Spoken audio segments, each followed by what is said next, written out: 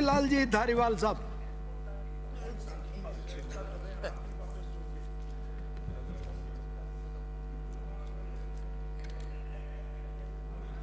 सभापति महोदय,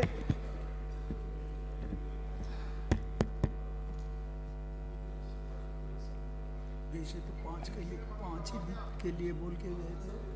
सभापति महोदय, मुख्य रूप से ये जो बिल लाया गया था, उन सब बिलों में मंत्री से महोदय, ये जो बिल लाया गया था वो कोचिंग इंस्टीट्यूट में पढ़ने वाले बच्चों के लिए, जिस प्रकार से आत्महत्याएं हर साल होती थी, मोटे तौर पर उनको रोकने के लिए बात थी। क्योंकि ये कोचिंग इंस्टीट्यूट आज से नहीं चल रहे हैं, ये कोचिंग इंस्टीट्यूट तो चल रहे हैं सन 90 से। लेकिन पहले कभी इस आत्महत्याएं इस प्रकार से नहीं होती थी, लेकिन पिछले 8-10 साल से, 7-8 साल से जिस प्रकार से आत्महत्याएं बढ़ी, तब जाकर के सोच आया, केंद्र सरकार का भी आया, राज्य सरकार का भी आया कि कुछ न कुछ इन आत्महत्याओं को रोकने के लिए करना चाहिए। आपने जो बिल पेश किया उसके उद्देश्य में भी आपने यही लिखा है कि विद्यार्थियों के हितों का ध्यान रखते हुए उनके मानसिक स्वास्थ्य के लिए कैरियर मार्गदर्शन और मनोवैज्ञानिक परामर्श प्रदान करने और कोचिंग सेंटरों में नामांकित विद्यार्थियों की सुरक्षा प्रदान करने और उनमें जो तनाव है उस तनाव को कम करने के लिए हम ये बिल ला रहे हैं। लेकिन इस प्रवर समिति में आपने भेज दिया इसको, काय के लिए भेजा? प्रवर समिति ने तो सिर्फ 2 इसमें अमेंडमेंट किए।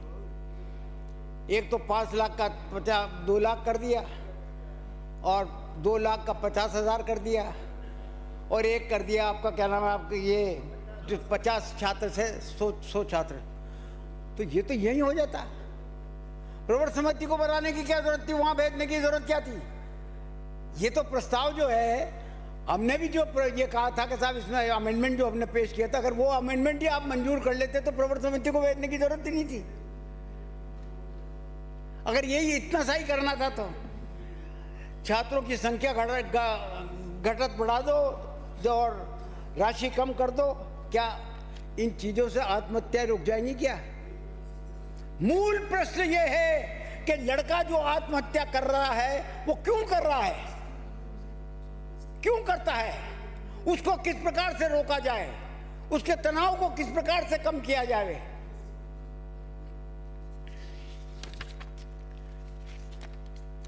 मेरा निवेदन यह है कि 2023 में जुलाई की बात थी शायद, तत्कालीन सरकार के द्वारा तत्कालीन मुख्यमंत्री जी के द्वारा एक ग्रुप बनाया गया था, स्टडी ग्रुप, जिसने बाकायदा ये छाटा था कि आखिर ये आत्महत्याएं होती हैं तो क्यों होती हैं। तो 10-12 कारण उन्होंने दिए कि ये दिए। उनमें से कुछ हरिमोहन जी ने भी बोले 1-2 कि अभिभावकों का प्रेशर रहता है, ये रहता है, वो होता है, सब कुछ है। मेरा निवेदन ये है कि एडमिशन के पहले अगर छात्र को की काउंसलिंग अगर हो जाती है कि वह बच्चा जिस कोर्स में एडमिशन लेना चाहता है, क्या वह उसका प्रेशर झेल पाएगा या नहीं पाएगा। अगर मनोवैज्ञानिक, अगर मनोचिकित्सक जो है वो ये काउंसलर जो है ये तय कर लेता है कि ये लड़का इस काबिल नहीं है कि इसको ये इस सब्जेक्ट को जो है कि इसको ये पढ़ाया जाए, ये प्रेशर नहीं झेल सकता, तो उसको एडमिशन ही नहीं देना चाहिए, उसी स्टेज पर रोक देना चाहिए। उसके माँ बाप अभिभावकों को बुला करके कह देना चाहिए कि ये बच्चा नहीं चल पाएगा। होता है ये कई जगह, कई स्कूल्स जो है वो बाकायदा टेस्ट लेते हैं और टेस्ट लेने में अगर पास नहीं होता तो अभिभावक को बुला करके कह देते हैं कि लड़का हमारे यहाँ नहीं चल सकता, ले जाओ। सुप्रीम कोर्ट की जो गाइडलाइन थी उस पर भी आपने विचार नहीं किया। आप तो इस बिल के जरिए, मुझे तो ये लगता है कि आप तो इस बिल के जरिए एक कंट्रोल करना चाहते हो इन पर, किसी प्रकार से एक कलेक्टर के अंडर में एक कमेटी बना करके, और इस तरीके से करना चाहते हो कि ये कंट्रोल कर ले, ताकि वो कमेटी के जो मेंबर है ना वो उनको टेलीफोन करते रहे कि लड़के को भेज रहा हूँ, उसकी फीस कम कर देना, इसका ये कर देना, उसका ये कर देना। रोज सिफारिशें करते हैं, अभी भी करते हैं अफसर लोग। अफसर क्या, सभी नेता भी करते हैं, दूसरे भी करते हैं। लेकिन जब वो कमेटी के मेंबर बन जाएंगे जब, तो फिर तो हाकम हो गए वो। तो मेरा मतलब यह है कि काउंसलर और साइकोलॉजिस्ट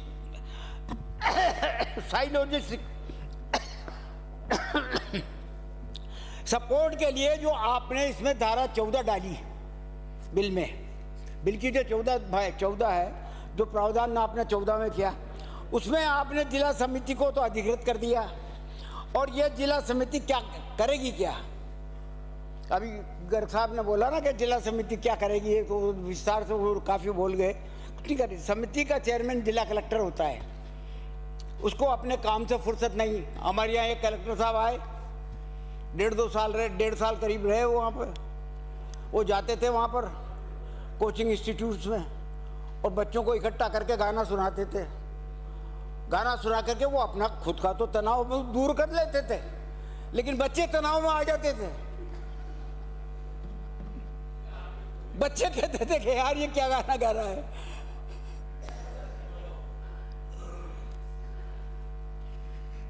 तो ये उससे रुकने वाली नहीं है बात।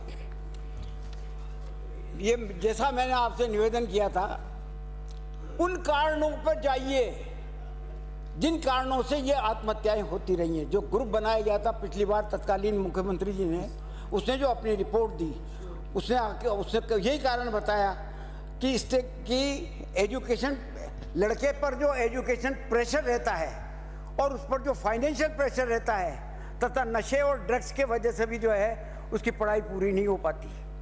बैक टू बैक एग्जाम्स में फेल होते रहते हैं, प्लेसमेंट नहीं होता और रिजेक्ट हो जाते हैं। सीनियर द्वारा रैकिंग होती है, जूनियर का मनोबल तोड़ने का मुख्य कारण है।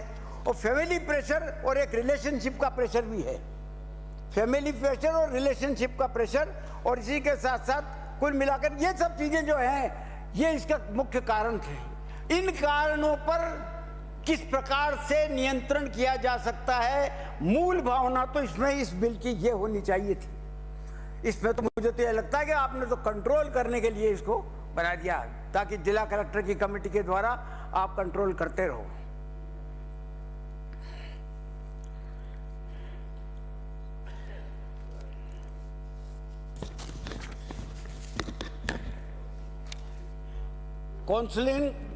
काउंसलर और साइकोलॉजिस्ट का ये रोल होता है कि वो बच्चों का मनोबल सशक्त रखे और बच्चे लंबे समय तक पढ़ाई में अपना ध्यान लगा सके और स्वस्थ रहे।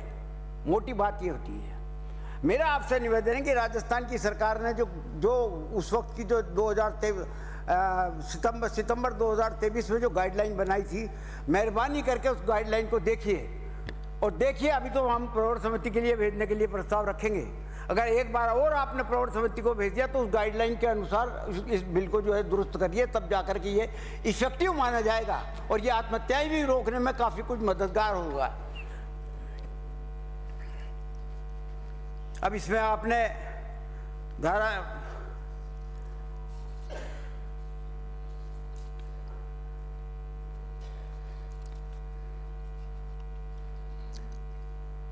मनोवैज्ञानिक और काउंसलर ऐसे नियुक्त होने चाहिए जो कि प्रतिष्ठित संस्था से प्रशिक्षित हो और किशोर अवस्था की मानसिक स्थिति एवं व्यवहारगत परिवर्तनों के विषय के बारे में पर्याप्त जानकारी रखते हो, वो अनुभव रखते हो, वही जाकर के जो है इसको कुछ ना कुछ मदद कर सकोगे।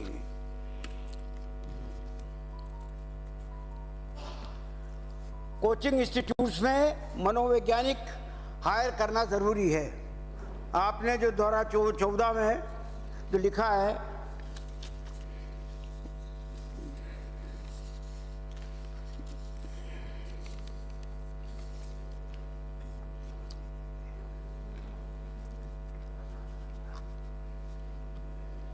धारा 14 में लिखा है, मनोवैज्ञानिक परामर्शदाताओं के नाम और उनकी सेवा प्रदान करने के समय की जानकारी, मतलब किस वक्त वो अवेलेबल होंगे, उसकी जानकारी छात्रों को और अभिभावकों को दी जा सकती है, मैंडेटरी नहीं है।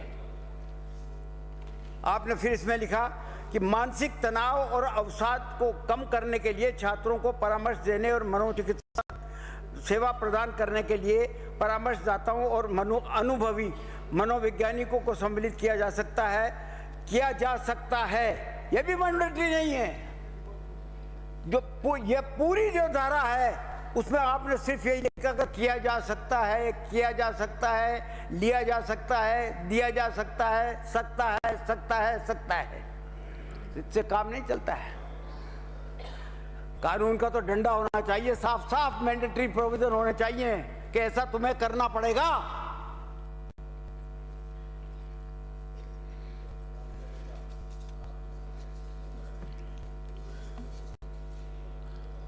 तो मैं आपसे यही निवेदन कर रहा हूं कि जिस उद्देश्य से लेके आप ये बिल लेकर के आए ना, आप उसमें कंप्लीट फेल हो गए, कंप्लीट फेलियर हो आप। माननीय मंत्री जी, 24 मार्च 2025 को इस बिल पर बोलते हुए आपने सदन में जो जवाब दिया था, वही उसमें ये कहा था कि कोचिंग सेंटर्स के द्वारा छात्रों की मानसिक सेहत को प्राथमिकता दी जाएगी। हर कोचिंग संस्थान में एक मनोवैज्ञानिक काउंसलर की नियुक्ति अनिवार्य होगी, जो छात्रों को मानसिक तनाव से निपटने में सहायता करेगा। मनोवैज्ञानिक काउंसलर की नियुक्ति अनिवार्य होगी, यह आपने अपने सदन में आश्वासन दिया था। मुझे आप ये बताइए कि जब सदन में आपने ये आश्वासन दिया, तो फिर आप ये बताइए कि आपने क्या किया, ये प्रावधान क्यों नहीं डाला इसमें? हर कोचिंग सेंटर में मनोवैज्ञानिक काउंसलर की नियुक्ति अनिवार्य होगी, ये मैंडेटरी क्यों नहीं किया आपने? आप राजस्थान की जनता के साथ एक तरह से छलावा कर रहे हो, जनता में ये मैसेज देने के लिए कि हमने कोचिंग में आत्महत्या रोकने के लिए हमने ये एक्ट बना दिया, ये कर दिया, वो कर दिया। ये धोखा दे रहे हो, सदन को गुमराह कर रहे हो। इस पवित्र सदन में आपने संविधान की शपथ ली है, और शपथ लेकर के जो है आपने जो बात कही है, आप उस पर पाबंद रहना चाहिए आपको। आखिरी में मैं आपसे यही निवेदन करता हूं, ये आप सदन में आपने ये भी कहा था कि यह सुनिश्चित किया जाएगा कि कोचिंग संस्थान में पढ़ाई का बोझ इतना अधिक ना हो। यहां तक वह आया था, पढ़ाई का बोझ इतना अधिक ना हो कि छात्र तनावग्रस्त हो जाए। प्रत्येक छात्र को उचित मार्गदर्शन देने के लिए कैरियर काउंसलिंग अनिवार्य होगी, और उन्हें ये पता चल सके कि वो प्रतिभा के अनुसार कौन सा अपना कैरियर चुन सकते हैं। अब आप ही बताइए कि जब ये सब कुछ आपने कहा था, तो फिर इसकी पालना क्यों नहीं की? बिल में इस बिल में कौन सा सेक्शन ऐसा है जो तनाव को कम कर देगा, आत्महत्याओं को रोक देगा? कौन सा सेक्शन ऐसा है, मुझे ये तो बता दो आप। जो सेक्शन आपने 14 डाला है, उसमें तो आपने कहा कि कर सकता है, ले सकता है, दे सकता है। मैं आपसे ये निवेदन चाहता हूं कि ये बिल बहुत इनकम्प्लीट है, कोई पर्पस सोल्व नहीं हो सकता इससे। किसी भी प्रकार की कोई अगर होने वाली आत्महत्या है वो रोक नहीं सकता, और नहीं कोई कोचिंग इंस्टीट्यूट्स को सुधार सकता। कोचिंग इंस्टीट्यूट्स में कई कमियां हैं, उनको सुधारने के लिए आपने जो आप ये समझते हैं कि इस बिल से सुधर जाएगी, आज सुधरे न कल सुधरे। आपके अंडर में सैकड़ों कॉलेज हैं, उन कॉलेजों को तो सुधार लो पहले।